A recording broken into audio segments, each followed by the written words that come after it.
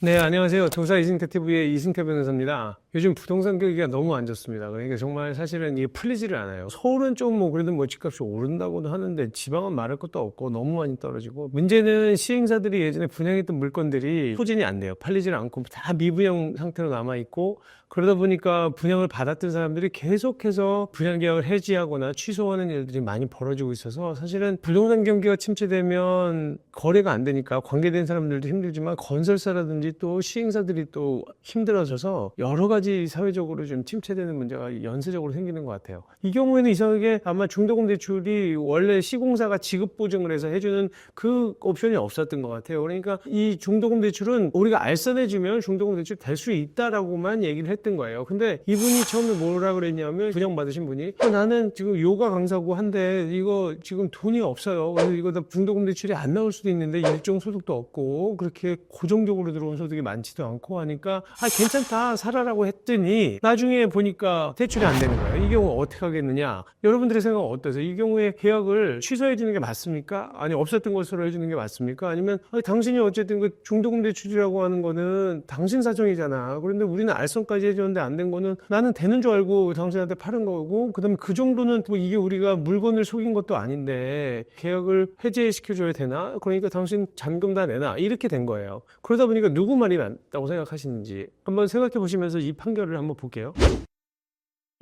자, 요게 뭐냐면 지금 제가 설명드린 것처럼 분양대행사 직원이 대출 대상 가능 여부를 잘못 알고 중도금 대출이 가능하다는 설명을 듣고서 오피스텔을 계약했는데, 이분이 나중에 대출이 안 돼서 분양을 받은 사람이 계약을 취소할 수 있다라는 판결이 나온 거예요. 그러면 누구가 배상해줘야 되느냐? 이분은 누구를 상대로 했냐면, 첫 번째 분양했던 분양대행사, 그 다음에 또 그 얘기를 해준 분양대행사 직원, 그 다음에 또 하나는 시행사를 상대로 손해배상을 다 청구한 거예요. 그러니까 그 자기가 납부했던 계약금 돌려달라는 것과 그 상당의 손해배상액을 뭐 달라, 이런 취지였던 것 같은데, 법원에서는 시행사만 돌려줘라, 분양 대행사나 그 얘기를 했던 직원까지는 책임 없다, 이렇게 본 거거든요. 이 얘기 보시면 이 도봉구에 있는 오피스텔의 모델하우스에 방문해서 분양 대행사 직원으로부터 얘기를 들은 거예요. 제가 아까 얘기 드린 것처럼 요가 강사인데나 일정 직업은 없는데 괜찮겠냐? 그러니까 분양 대행사 직원은 정확하게 모르겠으니까 제가 시행사에 물어보겠습니다, 그런 거죠. 물어봤더니 이거 가능하답니다. 그래서 실질적으로 시행사가 데리고 대출까지 받으러 갔어요.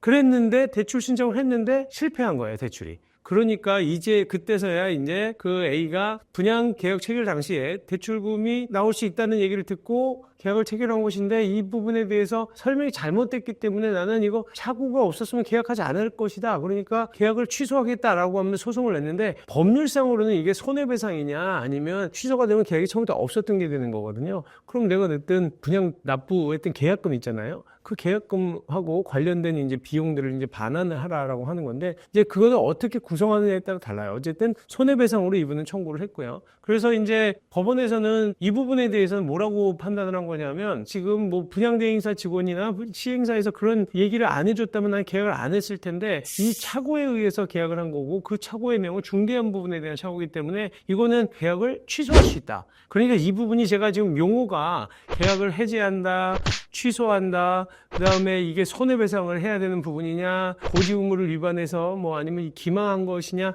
이런 얘기가 지금 이 판결에서 막 혼재돼서 나오는데, 이게 그런 이유는요, 변호사가 어떤 주장을 하느냐에 따라 다른데, 이건 여러 가지 주장을 같이 다 했던 것 같아요. 근데 법원에서는 기본적으로는 이거는 법률행위의 착오에 빠진 거기 때문에 취소할 수 있다, 그렇게 계약을 취소해 준 겁니다. 그러면서 이제 납부했던 돈들에 대해서는 반환을 받게 해줬던 거거든요. 다만 분양대행사라든지 분양대행사 직원까지는 책임 있는 것으로 보이지 않는다, 그렇게 판결을 했던 거예요. 제가 다음 시간에 또 하나 해드려야 될 거는, 비슷한데 또 아니라고 한 판결이 있어서 그 부분에 대해서도 다음 시간에 설명을 드리도록 하겠습니다. 방송은 이것으로 마치도록 하겠습니다. 감사합니다.